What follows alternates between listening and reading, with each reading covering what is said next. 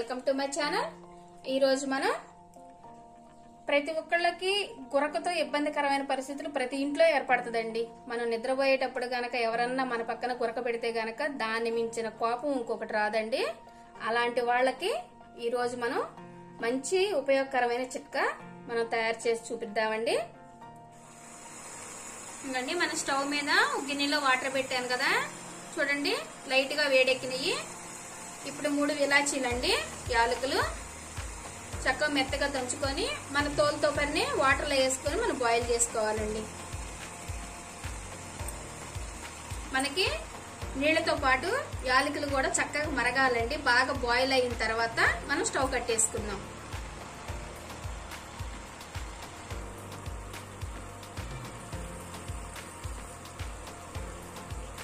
చూడండి ఇలా మరుగుతున్నాయి కదా, మనకి ఇలా బాయిల్ అయితే మనకు సరిపోయిద్దండి। చూడండి ఎలా తిరుగుతున్నాయో, కట్టేసేస్తుందండి స్టవ్।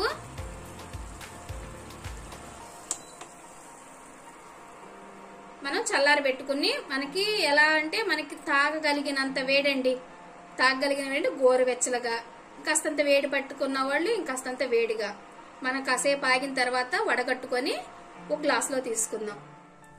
ఇదండి మనకి గోరువెచ్చలుగా అయింది, మన తాగడానికి సరిపోయిద్దండి। వడగట్టుకుందాము।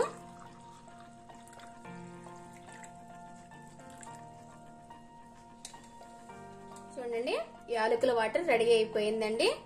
ఇలా గనక మనం ఒక నెల రోజుల పాటు ప్రతిరోజు పడుకోబోయేటప్పుడు ముందండి ప్రతిరోజు గనక ఇలా యాలకుల వాటర్ మనం తాగితే గనక గోరువెచ్చలుగా తీసుకుంటే గనక గురక అనేది మనకు కంట్రోల్ అయ్యిద్దండి।